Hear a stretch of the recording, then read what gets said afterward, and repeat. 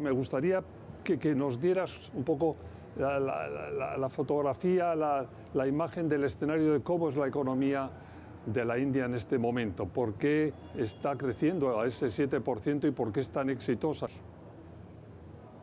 El crecimiento de la India no es algo nuevo, porque si uno mira a las cifras, desde 1980 hasta hoy, 45 años más o menos, la tasa de crecimiento promedia en la India es casi 6%, 5,9%.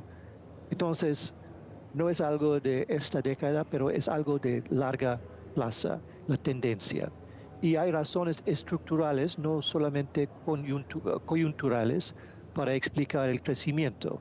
Y tiene bases en el sistema político, una estabilidad política y también estabilidad macroeconómica para evitar crisis financieros y balance de pagos y un consenso político, no en todo, pero en lo mínimo para seguir en el mismo sendero para crecer. Es muy difícil llegar a un consenso político sobre políticas económicas, pero es posible. Y la historia de la India desde los 80 muestra que aún una democracia más pobre que los países en América Latina, todavía es más pobre, aún en la democracia se puede lograr con buen liderazgo un consenso mínimo y unas políticas económicas básicas para seguir avanzando. Otro tema también diferencial y muy importante es que pese a esas diferencias de desarrollo en algunos campos, India tiene un enfoque en todo lo que tiene que ver con la educación y con la tecnología que es cada vez también más llamativamente exitoso, ¿no?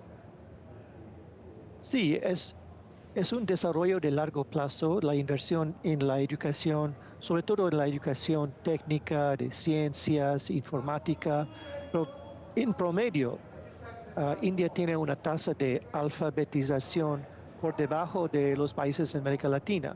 Está casi 80%, que es mejor que antes, pero no está 100% como en muchos países en la región. Sin embargo, adentro de los 80% de la población que es alfabeta, hay un stock de analistas, de científicos, de gente muy bien educada. ¿Cuáles son los factores, tanto políticos como sociales, que están un poco en la base, que explican esta situación de la India? Tal vez el factor más importante es político, porque India tiene 22 idiomas oficiales, 22, no es un país con una lengua. Y India tiene más diversidad en términos de idiomas, culturas y costumbres y prácticas, mucha más diversidad que la Unión Europea. Entonces, eso es la realidad social del país, que es una civilización más que un país. Pero a la vez, India tiene un sistema político, un federalismo muy parecido a Brasil o Estados Unidos. Entonces, hay un gobierno central fuerte, pero también un país increíblemente diverso. Entonces, hay, hay más de 40 partidos políticos en el país y el gobierno actual de Narendra Modi es una coalición de 19 partidos. Entonces, sea quien sea el primer ministro o el partido de gobernanza, siempre hay que buscar un consenso y ampliar la base política de cualquier gobierno para gobernar.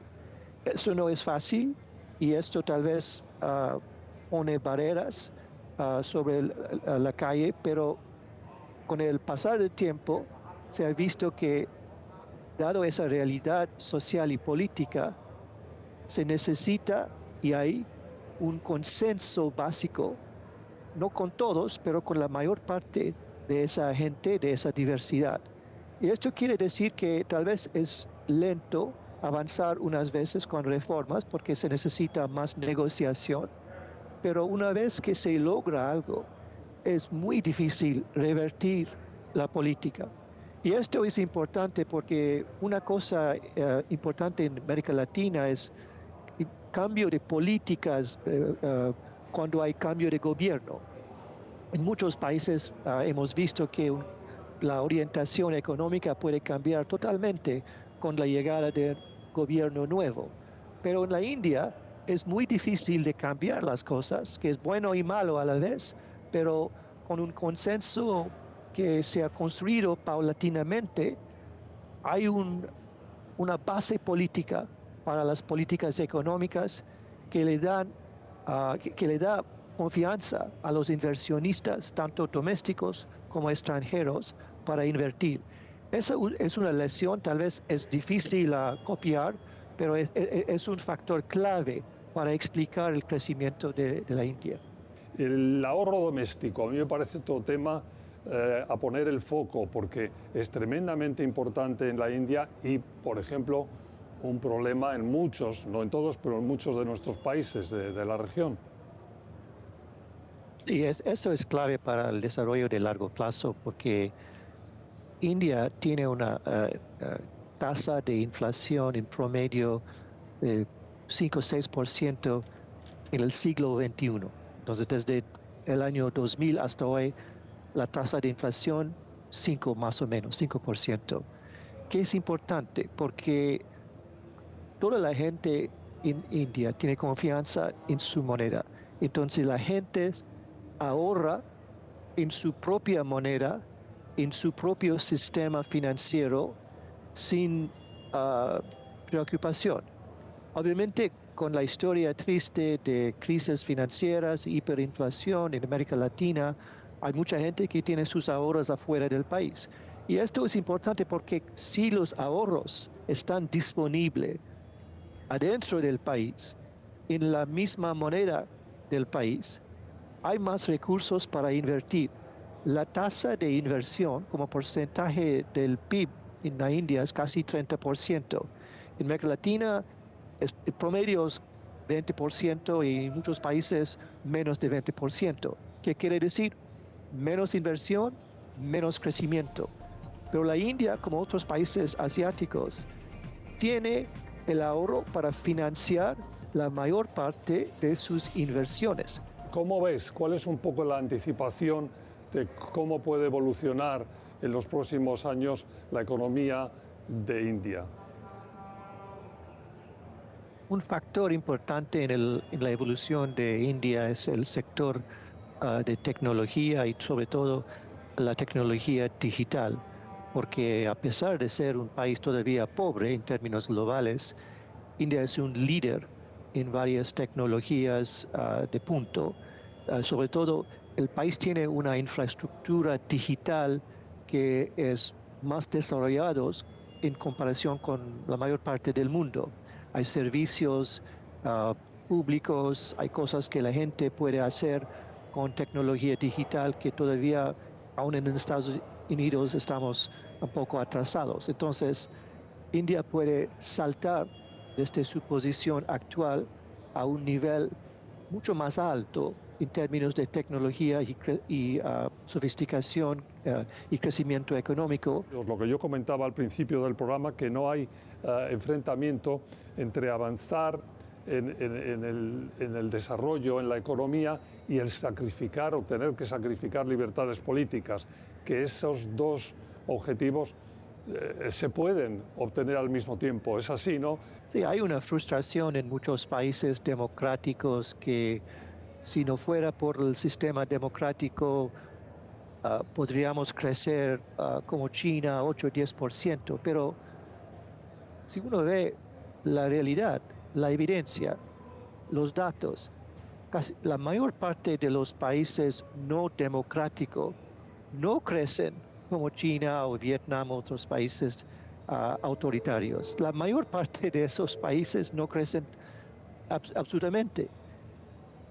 dentro de los países democráticos, sí, obviamente hay países que no tienen buen récord de crecimiento, pero hay muchos ejemplos de crecimiento. Entonces, si uno compara las cifras, no hay una conclusión que un grupo de países sin democracia han crecido mejor. Ese es el primer punto. El segundo es que obviamente hay características que pueden influenciar las políticas económicas en un país que es democrático. Hay que seguir buscando consenso, hay que compensar gente que puede sufrir un poco desde un cambio en las políticas, pero hay prueba, hay ejemplos, no solo como, con India, pero hay otros países en el mundo, aún en América Latina, que han crecido muy rápidamente con democracia y todos los problemas que vienen con la democracia.